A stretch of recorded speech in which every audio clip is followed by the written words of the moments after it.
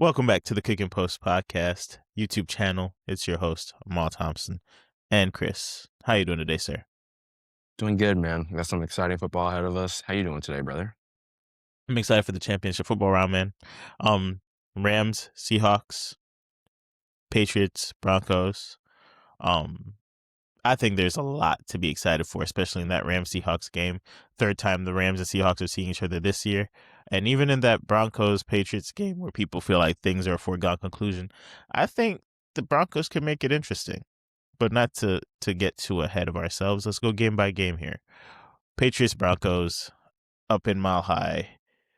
The 15-3 now Broncos led by Jarrett Stidham. What a development. Last two plays in OT trying to get the ball right. Bo Nix breaks his ankle. Who would have saw that coming? Crazy, unusual, unlikely play to break your ankle on. And now Jarrett Stidham is asked to step up against a team that he once was the backup on. I have a lot to say about this, but I kind of want to hear your perspective first. Go ahead. What do you think is going to happen on Sunday when these two meet in Mile High? I think the first half is going to be the Patriots feeling out that Broncos defense. Same with Stidham. Like you said, he hasn't played in quite some time. So Patriots defense are going to have to figure him out. He's still an NFL level quarterback. I'm not expecting like a Mason Rudolph type performance, but he could shock some people with a few throws, like actually connect. The receiving core is solid over there. So, like you said, don't write them off just yet. I do expect the Patriots to pull out heavily in that second half, however, just to put that out there. But it's going to Okay. be a little fight at the initial starts to see what they can actually do and how to move forward throughout the game. So I do believe that he is an NFL level quarterback. I think the one thing he'll be able to do, which I think Bo Nix was doing a decent job of last week, was playing within their means, playing within the offense. The mobility is not the same, but he isn't stationary back there. Um, I think he leans on his safety blankets and just tries to keep the ball moving, first down at a time, not doing too much. There'll be opportunities with Marvin Mims and guys like those to get over the top. Will he take those? Will be the question. That's kind of the differentiator on if they're able to pull this game out and win, or if they're just kind of surviving and hoping it doesn't look that bad against the Patriots. But mitigating uh mitigating their opportunities on offense just to kind of keep it slowly moving isn't going to win them this game. So it's going to be a tale of two styles, right? Play safe ball, hope that your defense could get turnovers, maybe you get a short field, or stay within the system, of course. But when your opportunities do arise to take a shot over the top, will you be willing to make that throw? Will you be comfortable enough to take those opportunities? I think on the other side of the field, Drake May and the Patriots, they can't go into this game doing a lot of the things that they did against the Texans. Yes, the Texans are a legendary defense, but Broncos are no slouches, and they usually turn those turnovers into points. Um, a lot of capable players on that side of the ball. And they will take advantage of those turnovers if you allow them to. So you got to come into an area that is not your home field and play a cleaner brand of football. Drake May's got to go in there, utilize the legs, which I feel like he didn't utilize as much as I expected him to in the last game. Get easy completions. Do not fumble the ball, especially in your own, side of the field, and lean on those backs. James Cook got off against this Denver defense. I think you have two NFL level backs in Rhamondre Stevenson and TreVeyon Henderson, where you could play a safe style and give TreVeyon Henderson quite a few touches because he's the athlete that could break that game open for you as well. So all in all, I do think the Patriots take this game. I am just intrigued to see how that Denver offense operates with Stidham back there, and if Sean Payton opens the playbook and doesn't just run running back screens and passes to the tight ends, we could see this be somewhat of a game. But I got the Patriots winning and going to the Super Bowl regardless. yeah, I mean, it's the same matchup they had last week. Great defense, mid-tier quarterback, just allow the quarterback to make mistakes. And the same thing for the Broncos, allow your defense to win the game for you. Don't do anything crazy. Like you said, don't do anything too flashy unless it's open. And then you have a choice. Do you take that shot? Do you take the chance? Or Do you just move the ball, control clock, field goal game, get your defense to score you as many points as possible? Like you said, both teams can win. Like, it's not like a clear cut, oh, Patriots are going to the Super Bowl, free ride. Like, there's no free ride in the championship game, just to put that out. Yeah. So, Plus 4.5 on the spread is very, very sharp. I think that game can stay within that range. I would be on the side that you're on, where you said in the second half they could kind of get away a little bit, but it depends on what the run offense looks like to start the game. If they're able to run the ball as efficiently as the Bills were able to run the ball to begin that game, it might be a long day for the Broncos. Because they got two backs that could just consistently go behind each other and not be worn out. You know, obviously not Gibbs Montgomery level, but Trevion Henderson is an athlete. And Ramondre Stevenson, if he's not fumbling, has been a solid back in the league. So I'm excited to see what that game shakes out to be. Things I like in that game, because we're going to give you props, right? Last preview, I gave y'all a winning parlay. I'm going to try to get y'all right again. We're going back to the well with Ramondre Stevenson, 2.5 receptions. Love that line. He got 5, if I'm not mistaken, or 4. it was scary, though. He got Yeah. eye No, pokes in the first half. he did and get yeah, eye pokes in the first half, yeah, and that I was didn't see it for a that made minute. it scary. Maybe that's why they were like, let's just give it to you as close as we can back here and see if you could go make something happen. We're not gonna make you have to look over the handoff because we know how you get with your fumbles. But Sweating, boy. love that 2.5 receptions line again. Trevion Henderson over 35.5 rushing. They saw what James Cook was able to do last week. I'm sure he'll get a couple touches. He might be able to get half of that on one run. That's what I'm banking on. I like that. And then the third line I like in that game is Kayshon Boutte, 31.5 receiving. I'm not seeing much Pop Douglas lines. I don't know if they're going to get him utilized in the offense that much.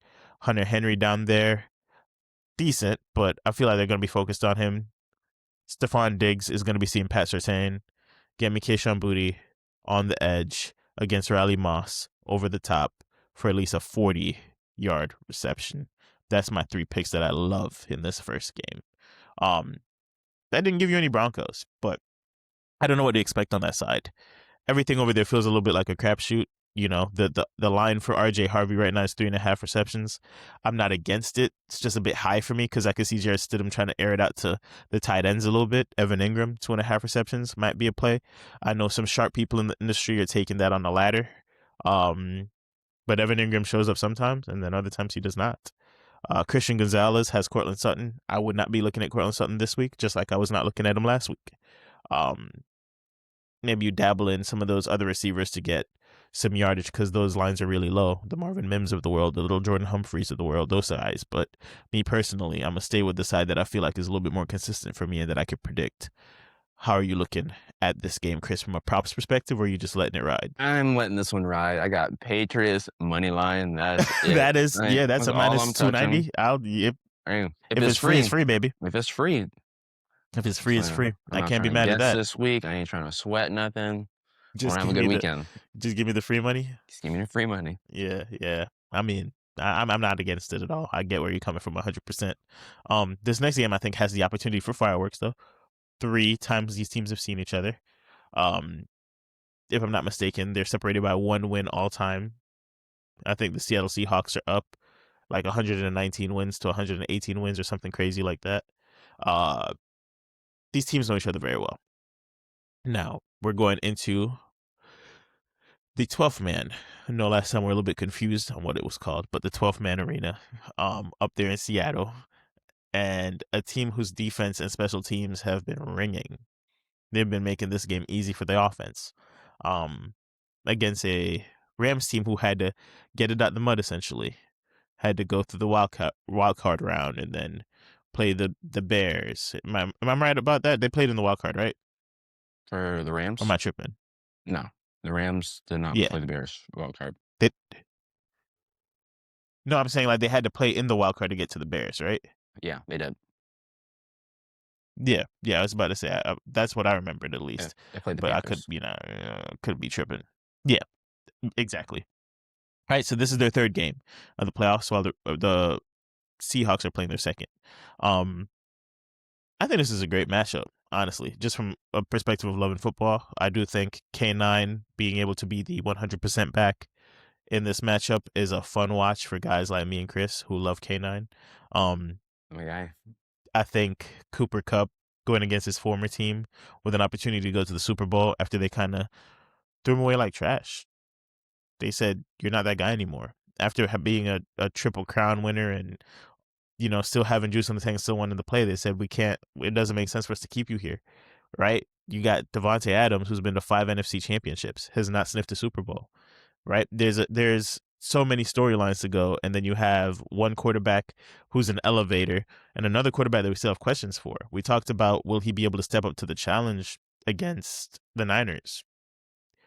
He was up like 17-0 before he really had to make a throw, Yeah. realistically, right? So I think this will be a challenge for him against a defense where the D line will be getting active, where the DBs can have their moments and turn the ball over.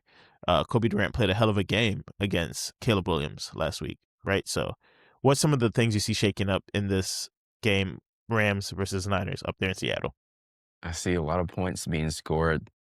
I see two teams, like you said, have points to prove to each other. They've seen each other too many times. Mm-hmm. They know the matchup. They're comfortable with each other, and both teams feel like they're better. And that's exactly what I need in a dogfight, is to show me who is the best today. Because we've seen in the past, we've seen what you did last week and the week before. All that matters is on Sunday, who's going to show up and who's going to show out. So that's all I'm excited for. I know all ends of the ball for the Seattle Seahawks are going to be on fire. They've been on fire for a minute now, but number 9 is in the building. And that's what we're really here to see, the man on a mission. If he can complete the magical season that he's been having so far. So should be a lot of good football. A lot of good football.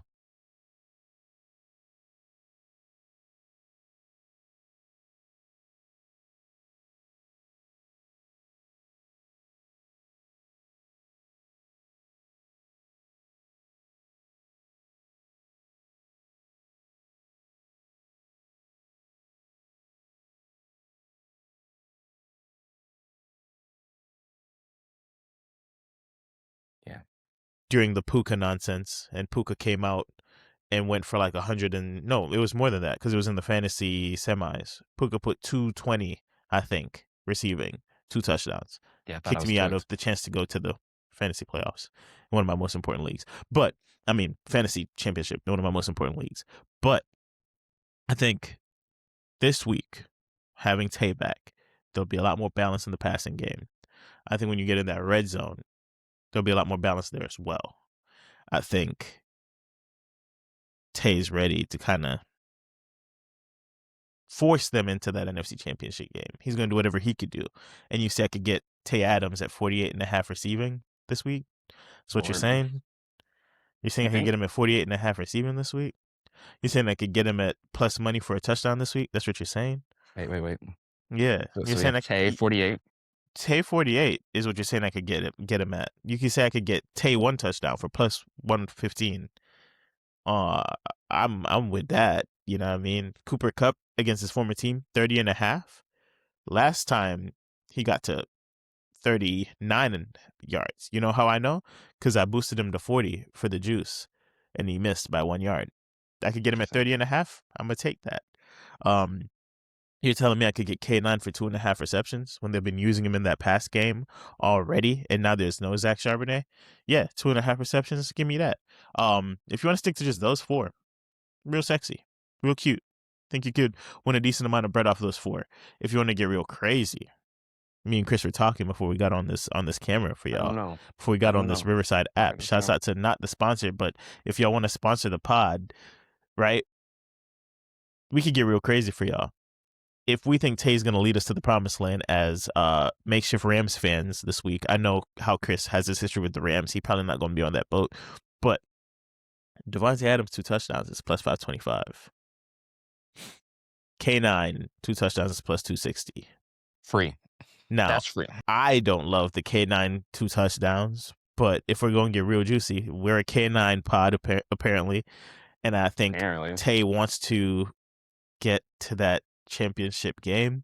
And when he gets a DB who's younger than me and Chris in front of him with 2 yards of space, who we know what Tay with 2 yards of space in the red zone looks like. 14 receiving touchdowns this year. He's going to be like, now you know what to do. I'm coming inside. Throw that thing. Full speed. At my chest. Take the numbers off my jersey. Touchdown. Right? That's how I see it playing out, at least. And Tay going to get at least 2 of those. Or Tay going to get 1 of those. And Tay going to give somebody on the lines over the top. One of the, you know what I mean? Over the top. So I think this is a Tay legacy game. Shoot, if you really want to get spicy, go Tay 100. If you really want to get spicy, go Tay for 100. I'm feeling like he steps up. I'm a storyline guy, right? And, you know, not to call out another creator at all, because that's my boy. But if we're willing to put money on Ricky Pearsall over 100 in a game. Hey, watch your mouth. Watch your mouth. Hey, I know we could do Tay over 100 for plus 550. You know what I mean? So I think this is the Tay game. Anything you love in this one, sir? I like Tay. I feel like he's due. Ricky is funny though. It's funny. I love K9 2 touchdowns. Don't look at the odds. Look at the situation. Hey, hold up. This is a preview. Watch your mouth, man. We ain't talking about that right now. Just to go on a little rant. If you're down 20 plus points, you throw to your first round receiver. I don't care. You don't throw to Toms, your backup tight end, or your backup fullback to come back down 20, 25 points in a game, playoff game. What are we talking about right now? It's just bad football, bad coaching. You give the ball. If he's on the field, you throw him the ball. He had 3 targets all game. That's crazy. And one was a 15-yard reception that he dropped last second, but it's there. And I'm like, that's his only. Come on, bro. I didn't want to win that game. But besides the point, you also mentioned JSN 2 touchdowns. They didn't want to win that game. I'm saying. I did before we got on here, and I don't hate that either. I feel like, again, the DBs for the Rams, they live off athleticism a lot too. But they were getting cooked by a DJ Moore decently in the snow.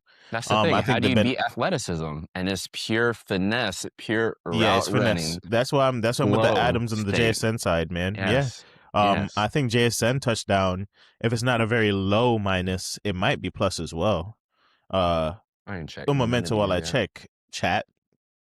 Nope, they're minus 105. Yeah, almost plus money. So you could go a Tay touchdown, a JSN touchdown, and combine it with those receiving lines that we said earlier. You got some juice, man. Let's win some money this weekend. If you really want to get spicy, at plus 450, you could take the Rams to beat the Patriots in the Super Bowl right now. I like that because I got the Rams beating the Seahawks, got the Patriots beating the Broncos, and then I got Stafford and Tay lifting that trophy in Levi Stadium. That is my prediction currently. What says you, Chris? I have no Super Bowl predictions right now. who you got winning this game then? I gotta go with the hometown, man. I gotta go with Seattle, man. You're Seattle, okay. Yeah, I think. And then you got Seattle versus the Patriots. I think Seattle to beat the Patriots is plus 260. I think that's like the lowest odds one currently for exact outcome, at least. Yeah, it's gonna be a dogfight with 9. I think he's gonna do everything he possibly can to win this game, but it's just gonna be too much for him. Like, it's just way too much. It's like when Thanos went into the Avengers, you know? There's only one Thanos. It's a lot of Avengers in Seattle right now. That 12-man is gonna go crazy. So I think Sam Darnold's gonna have to throw. I don't think so. I think Sam Darnold's gonna have to throw. I don't think so. And you know who not gonna throw off the back foot on 4th and 5 from 40 yards away and put it in the back corner? He doesn't have AJ to. Barner, you know who's not going to do that? One man had to against Chicago. Sam Darnold's not doing that. He doesn't have to. And you're telling me you're giving Matt Stafford perfect weather conditions and Tay back? Yeah. See, you're making me switch up on my boy. I'm good, but brother. like, it's just too much. I'm bro. good it's on too that. Much. I'm sorry. Nah, it's not too much. It's the right setting, right? Sam Darnold and the Seahawks, they'll have their time, man, and they know what they got in Sam Darnold. Like, time is now. Thanks for taking us to the NFC Championship, Sam Darnold. We got a little bit of work to do. The time was last week. But Nine's on a mission. Nine's knocking off the youth, man. Nine's showing y'all that the old head really got it. Oh, Bryce Young, you think you're the future? Knocked off. Oh, Caleb Williams, you're the next thing? Knocked off. Oh, Sam Darnold, you gonna actually have to play this week? Knocked off. And then in the Super Bowl, Drake May, they're gonna crown you. They're gonna say maybe this is the real Josh Allen, because that makes sense. You know how the media gets. They start using people's names as if they're the superhuman aspect when they haven't even done it themselves. Yeah. They're gonna be like, is Drake May the next Josh Allen? Even though he made it further than Josh Allen in the playoffs. And then they're gonna be like, ooh, maybe not. After he goes out there and gets outdone by 9. Man, I see the future. All right. I see the future. It's all up here. Any closing thoughts when it comes to these games, my friend? Enjoy. Yeah. Just enjoy how this playoffs has been. Enjoy the playoffs this weekend. Mm-hmm. Enjoy the Super Bowl that's coming up, because it's been a while since I've enjoyed football to this degree. And I don't want to say we're taking it for granted. I just want to say just live in the moment Live in the and moment, enjoy. man. Live in the moment. Live in the moment. Enjoy. It's gonna be a great weekend of football. Great Sunday. And we hope you guys have fun watching. Stay safe out there. This weather is gonna be crazy. Apparently, it's supposed to be snowing in the south again. Not me. Yeah, not you're far enough south, but for everybody else, you know what I mean? Like, things are crazy. Enjoy your football Sunday. Stay safe till the next week. And we'll see y'all to talk about what will be happening in the Rams Patriots Super Bowl on February 8th. But until next time, peace.